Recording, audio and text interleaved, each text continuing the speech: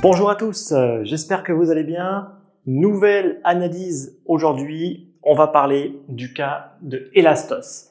Beaucoup me l'avaient demandé, c'est pas le projet le plus simple à analyser, il y a beaucoup de données, beaucoup d'informations, mais je vais quand même essayer de me prêter à la tâche et d'expliquer pour vous qu'est-ce que Elastos. Elastos, c'est un nouveau type d'internet sûr et fiable, propulsé par la blockchain. C'est une des 3 ambitions d'Elastos, un petit peu en fait comme Tron, d'accord, qui veulent refaire un nouveau Internet, c'est un petit peu dans le même principe. Mais avant tout, c'est pourquoi refaire ce qui existe déjà. Pourquoi refaire Internet? Quelles sont les problématiques aujourd'hui d'Internet? En fait, l'une des premières problématiques qu'il y a aujourd'hui avec Internet, c'est le titre de propriété. Aucune donnée sur Internet ne nous appartient. Dès l'instant où vous publiez une photo, une vidéo, une œuvre, un article, un livre, quoi que ce soit, vous perdez automatiquement le contrôle. Et tout le monde peut, à bon escient, le copier, même le revendre parfois. Et en fait, tout le monde peut un petit peu faire tout ce qu'il veut. Et Elastos, justement, veulent redonner le contrôle aux créateurs de contenu et donc aux propriétaires. Et donc tout simplement avec Elastos, nous serions capables d'être propriétaires de nos actifs digitaux, mais en plus de pouvoir générer des revenus grâce justement à tous ces actifs. Donc les ambitions, elles sont évidentes. Les ambitions, elles veulent supprimer tous les intermédiaires, d'accord?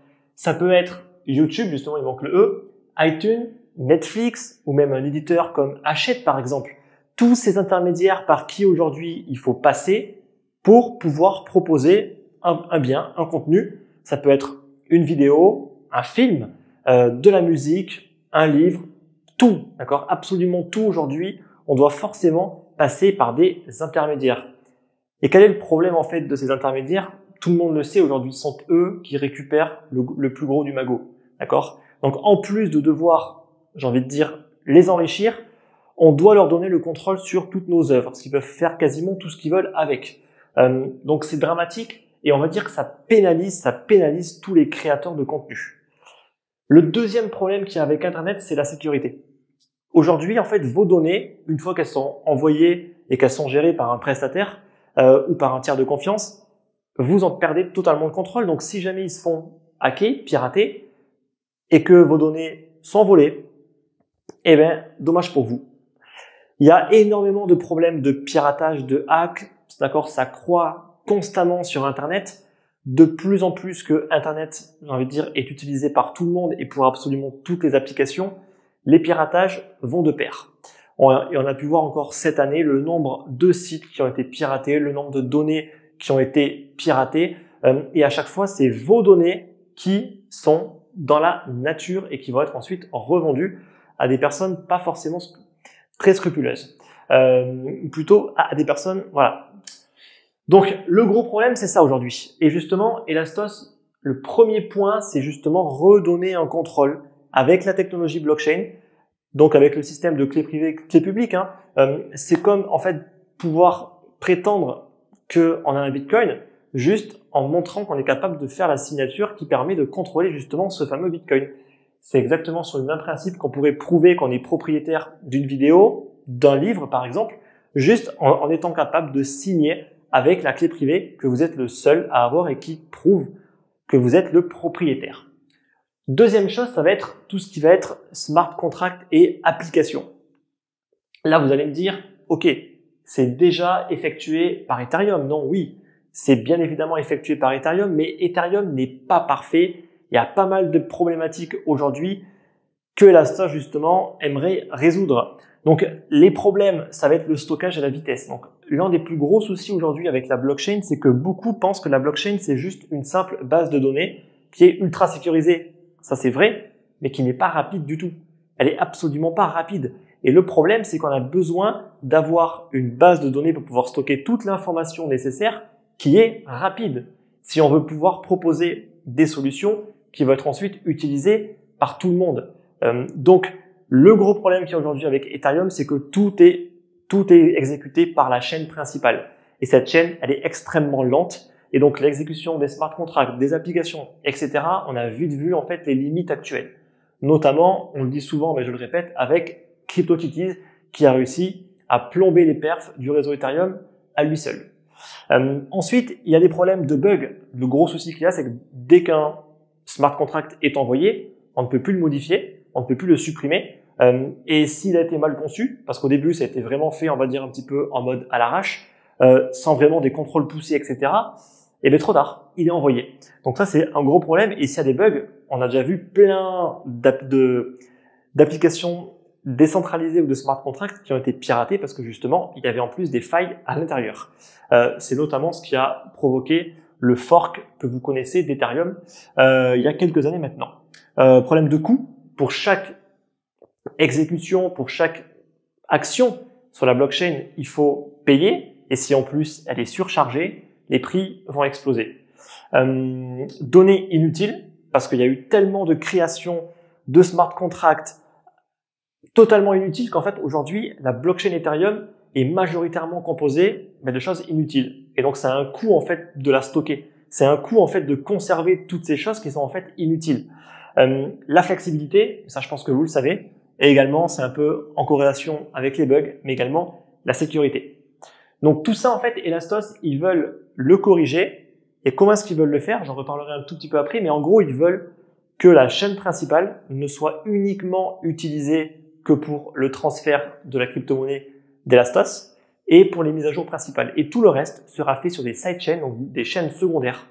Et les smart contracts et les applications seront directement exécutés sur les appareils des clients et non pas via les mineurs et la blockchain. Et ça change absolument tout. Et le dernier point, c'est tout simplement qu'ils vont créer un système d'exploitation, Operating System for OS, pour les objets connectés. Ni plus ni moins. Voilà. Donc ça, c'est un petit peu aujourd'hui les 3 ambitions d'Elastos. Quels sont maintenant les 5 piliers? Donc, comme j'ai pu le dire, il y a la blockchain d'Elastos. On va retrouver Elastos Runtime. Qu'est-ce qu'Elastos Runtime? Comme j'ai pu le dire juste avant, donc tout ce qui va être smart contract, application, va être exécuté par les clients directement via des chaînes secondaires. Ça va marcher de 2 façons. Soit vous avez le système d'exploitation d'Elastos, qui est compatible donc sur les objets connectés, mais pas que, par exemple sur les Raspberry Pi, ou même les téléphones mobiles. Donc ce ne sera pas tous les téléphones mobiles, mais par exemple, sur pas mal de téléphones mobiles qui tournent actuellement sur Android, on peut très bien installer un autre système d'exploitation mobile. Donc on pourra installer soit leur système d'exploitation, soit on pourra directement utiliser Elastos Runtime pour exécuter les smart contracts et les applications sur directement des appareils Android, iOS ou même Linux par exemple. Donc voilà, on va dire qu'il y a 2 possibilités. Soit on a le système d'exploitation, soit on va juste installer Elastos Runtime pour le faire sur un système d'exploitation, soit propriétaire, comme iOS et Android, parce qu'Android est quand même propriétaire en grande majorité par Google, ou Linux, qui lui pour le coup est vraiment open source. Ensuite, on a Elastos Carrier. Donc Elastos Carrier, c'est un petit peu, on va dire, le fournisseur d'accès, qui va justement permettre la connexion. Ce sera en pair à pair, celle que vous connaissez très bien aujourd'hui pour tout ce qui va être décentralisation. On va utiliser un mode de fonctionnement de pair à pair. Ça existe depuis maintenant beaucoup d'années, mais pas que. Ça va aussi permettre, par exemple, de vendre ou de louer une puissance de calcul ou un espace de stockage. Un petit peu comme le fait Siacon ou iExec. En plus, on pourra utiliser donc leur SDK. Donc c'est un petit peu le kit de développement qui permet à n'importe quel développeur en fait d'utiliser le réseau Elastos avec leurs propres applications. Voilà, et donc Elastos OS dont j'ai déjà parlé juste avant. Voilà un petit peu les 5 piliers d'Elastos. Donc j'espère que maintenant vous comprenez un petit peu plus qu'est-ce qu'ils veulent faire et quelles sont leurs ambitions. Donc, il faut bien comprendre que Elastos, c'est un projet open source qui a été financé par des géants industriels, notamment chinois. Je mettrai ensuite toutes les sources dans la description pour ceux qui veulent aller beaucoup plus loin, mais vu la quantité en fait d'informations qu'il faut que je vous donne, Je peux pas me permettre en fait de vraiment tout détailler à chaque fois, sinon je pense que la plupart vont juste s'endormir en fait. Donc, quels sont aujourd'hui les avantages de Elastos? Une chaîne principale, donc qui va être publique mais qui va être simple et surtout propre. C'est justement les reproches qui peuvent être faits à Ethereum qui est pas forcément simple et pas forcément propre du tout. Il y a beaucoup en fait aujourd'hui de choses qui ne servent plus à rien, mais ça a un coût en fait en espace de stockage et en taille de leur blockchain pour au final pas grand chose. Donc elle va uniquement servir à l'échange donc de la crypto-monnaie qui est ELA. Donc ELA en fait, j'en parlerai un tout petit peu après, mais on peut la comparer à l'Ether pour Ethereum. C'est un petit peu le gaz qui permet justement le paiement, notamment pour l'exécution des smart contracts. Et on aura donc des sidechains. C'est un petit peu aujourd'hui à la vogue justement tout ce qui va être chaîne secondaire. J'ai déjà bien expliqué en fait dans d'autres vidéos, ça fait déjà un petit moment, mais quand bien même ça n'a pas forcément changé sur le principe. Qu'est-ce qu'une chaîne secondaire et comment ça fonctionne? Donc, qui va permettre tout simplement l'exécution des smart contracts qui ne seront pas directement exécutés sur la chaîne principale, donc il n'y aura pas d'impact sur la chaîne principale. La création et l'échange de jetons, comme sur Ethereum, où n'importe qui peut créer n'importe quel jeton. Ce sera exactement pareil sur Elastos. On pourra également, sur les chaînes secondaires, comme très souvent, modifier le consensus et appliquer le consensus qu'on souhaite appliquer. C'est un petit peu similaire, on va dire, au néo-contract, d'accord, de la blockchain Neo, tout simplement. Donc, le sidechain et donc la création de jetons, ça va très très loin. J'expliquerai un tout petit peu après où est-ce qu'on peut aller, mais ça va très loin. Ensuite, on va avoir donc la création donc de jetons, je viens de le dire, pour le contenu digital ou les applications. Donc, comme exemple que je pourrais vous donner, c'est par exemple, on a un film qui souhaite se financer. Ils font une levée de fonds, donc ils disent très bien, il nous faut 1 million, 2 millions pour notre film. Donc, pour faire cette levée de fonds, ils vont créer des jetons qui vont être utilisés, qui vont être vendus. Ensuite, une fois que le film a été tourné, le film va pouvoir être vendu. Va être vendu parce que ils auront un contrôle total sur le film. Et donc, toutes les personnes qui ont acheté le jeton vont pouvoir recevoir des dividendes, par exemple, sur les ventes de films. D'accord? Donc, ça peut être hyper intéressant de vraiment associer la création de jetons et le financement, par exemple, de films, avec une redistribution, par exemple, des ventes. Alors après, il faut voir si, d'un point de vue régulation, il ne faut pas que ce soit un security token, vu qu'il y aura une redistribution. Je ne pense pas, mais ça, il faudra quand même voir. La régulation, de toute façon, sera un des points essentiels pour le développement d'Elastos, mais ça, j'en reparlerai un tout petit peu après. Contrôle total de notre donnée. Et ça peut aller très très loin. Par exemple, je peux même créer une envie, par exemple, je crée un livre. Je crée un livre que je vais envoyer sur Elastos. Je veux dire en fait que ce livre ne peut être vendu qu'à 5000 unités. Aujourd'hui, sur Internet, c'est impossible. Même si je vends un livre à 5000 unités, tout le monde pourra le partager ensuite, l'échanger, et au final, il y en aura bien plus que 5000. Sur Elastos, on peut conserver ce contrôle en disant, en fait, on va créer une rareté et dire que ce livre ne sera disponible qu'à 5000 unités. Et donc, ça pourra même permettre aux investisseurs de spéculer sur le prix du livre, de l'acheter juste pour pouvoir le revendre ensuite plus cher. Alors, peut-être que ça ne risque pas de pas plaire à certains, mais ça permet quand même de vous montrer à quel point on peut garder un contrôle sur nos données, chose qui aujourd'hui est complètement impossible. Et ensuite, ce qui est intéressant également, c'est qu'il y a une sorte de minage fusionné partagé. Ça aussi, c'est pas la première fois que ça existe. Ça a déjà été fait, rappelez-vous, avec par exemple Komodo qui va aussi utiliser la blockchain Bitcoin. Là, c'est le même principe. On va utiliser la blockchain Bitcoin et surtout en fait la sécurité de la blockchain Bitcoin. Comment ça fonctionne? En gros, quand un mineur Bitcoin va créer et valider un bloc pour la blockchain Bitcoin, il va faire exactement de même pour la blockchain Elastos en même temps. Donc en fait, ça permet d'économiser énormément en termes de consommation électrique et même en termes de hardware, parce qu'on va tout simplement utiliser ce qui existe déjà avec la blockchain Bitcoin.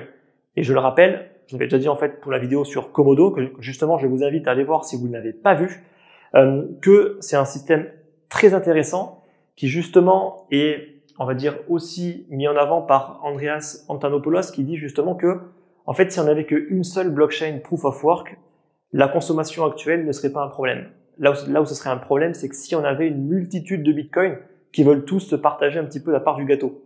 Mais si tout le monde, en fait, utilisait la sécurité de la blockchain Bitcoin, en fait, ce serait pas si consommateur que ça, de par le service que ça pourrait nous offrir.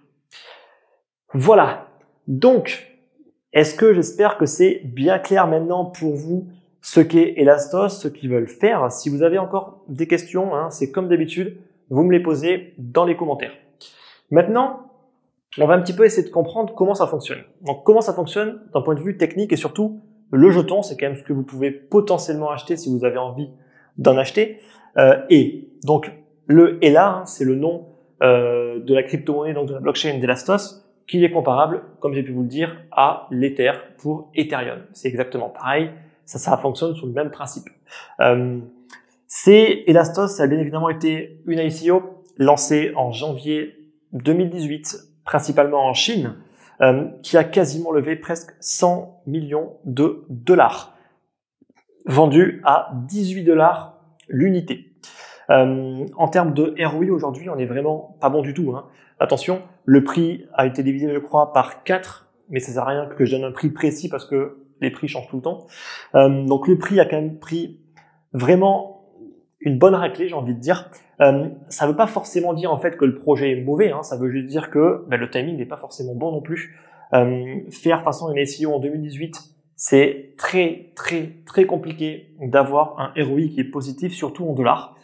Si on le compare par exemple à l'Ether ou au Bitcoin, le ROI n'a pas été divisé par 4 ou 5, au contraire.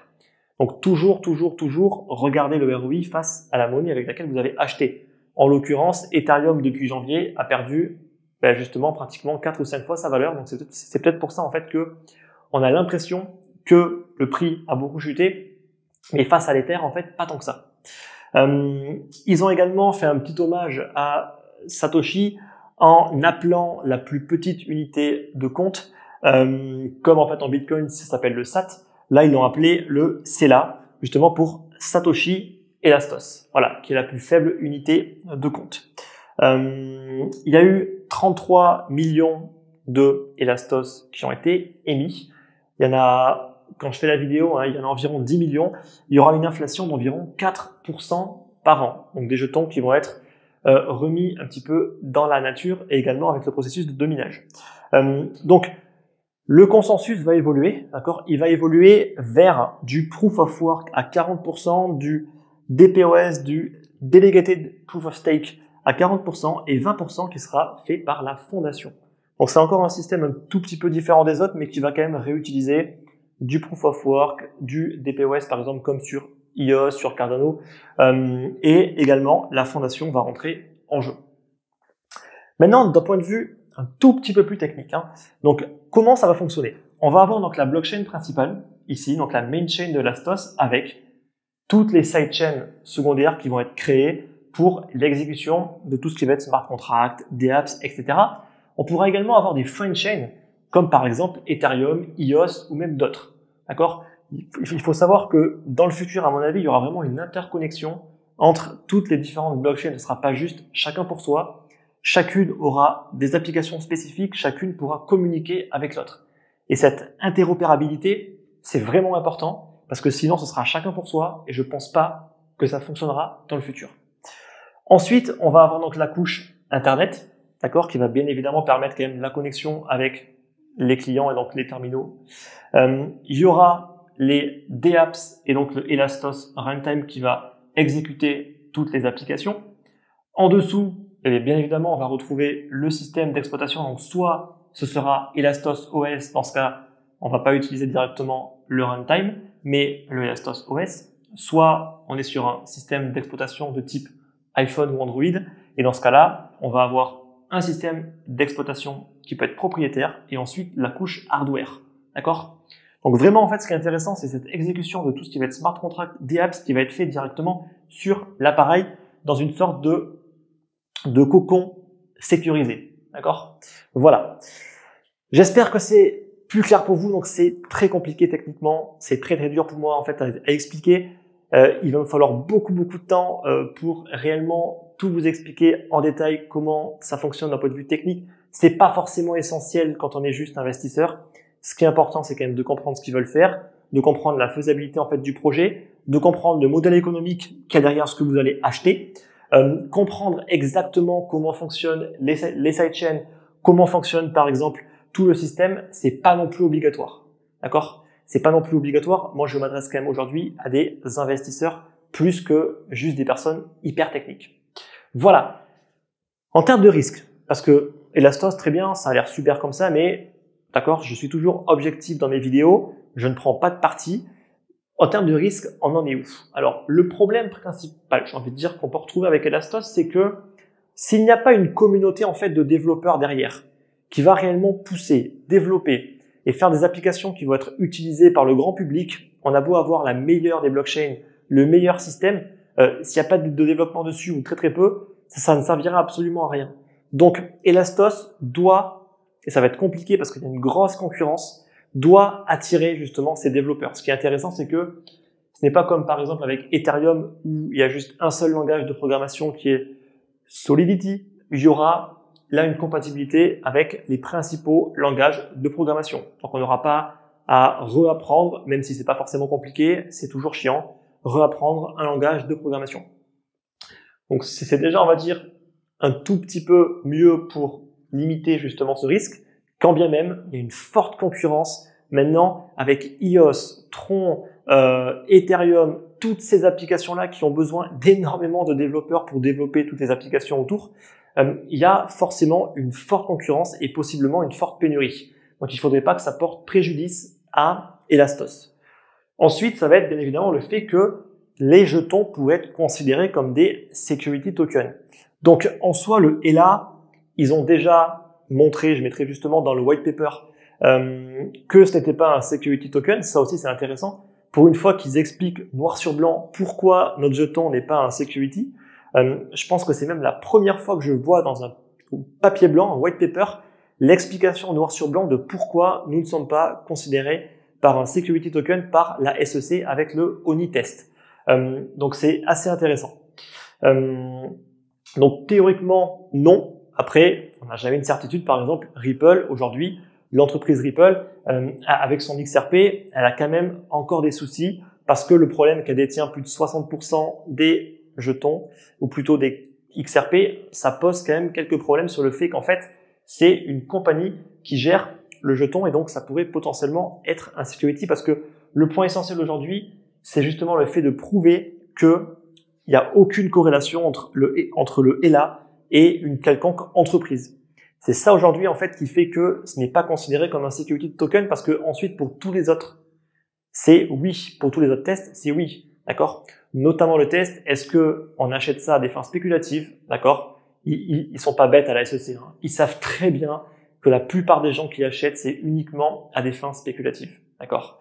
Donc aujourd'hui, comment on fait pour Elastos pour justement se prémunir d'être considéré comme un security? C'est justement le fait qu'il n'y a aucune corrélation avec l'entreprise.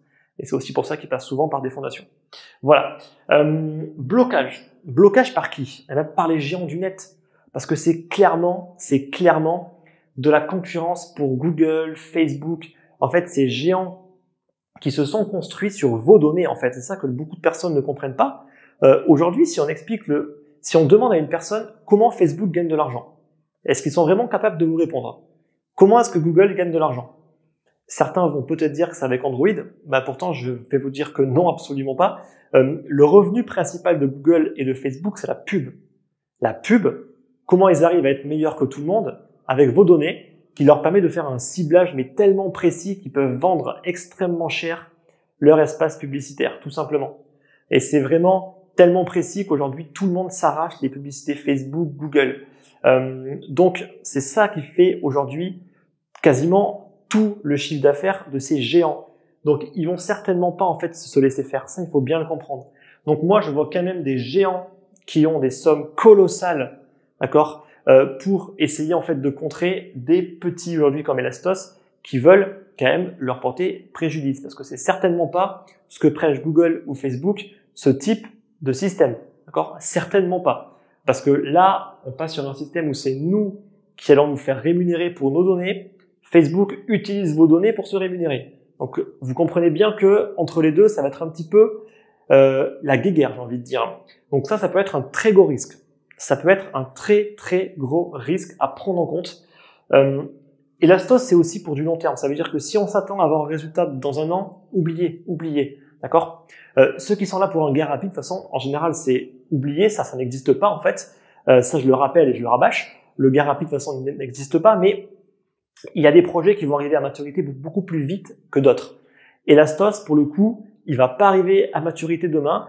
C'est un investissement aujourd'hui que vous faites sur du très long terme. Il n'y a pas d'impact au niveau du prix, honnêtement, avant peut-être 5 à 10 ans. Et si Elastos arrive à attirer suffisamment de développeurs pour que justement les applications soient utilisées et que tout l'écosystème fonctionne. La crypto-monnaie, Elastos, ne va prendre de la valeur que s'il y a un intérêt à utiliser les applications. Ni plus ni moins. Hein. Comme Ethereum, par exemple. Sinon, c'est de la pure spéculation. Et donc, ça veut dire que le prix pourra faire du yo-yo constamment. Tant qu'il y aura que de la spéculation, le prix pourra faire que du yo-yo et retomber à zéro un jour. D'accord? Donc ça, il faut vraiment bien le comprendre. Il faut vraiment bien le comprendre. Et ensuite, le dernier point, ça va être la régulation. La régulation va aussi jouer un point essentiel parce que si la régulation ne va pas dans le bon sens, honnêtement, ça risque également de mettre pas mal de freins du côté d'Elastos. Voilà. Bon, j'espère que c'était pas trop long. J'espère que vous avez bien compris qu'est-ce que veut faire Elastos. Dans la description, je vais un petit peu mettre mes sources pour ceux qui veulent aller plus loin, notamment sur la partie technique. Point notable également, le white paper était en français et c'était pas une traduction Google, donc ça aussi c'est un point plutôt intéressant parce qu'il a été traduit, je crois, dans plus d'une vingtaine de langues et il est facile à lire, pas trop long, pas trop technique. Pour une fois, honnêtement, c'est à prendre avec plaisir d'avoir un white paper qui est aussi agréable à lire et en plus en français. Donc pour ceux qui ne parlent pas forcément bien anglais, honnêtement, c'est quand même super intéressant. Voilà, j'espère que Elastos vous a plu. Si vous voulez en parler dans les commentaires comme d'habitude. Ensuite, si vous avez aimé la vidéo et que vous voulez nous soutenir, mettez un like. Et moi je vous dis à très vite pour de prochaines vidéos. Merci.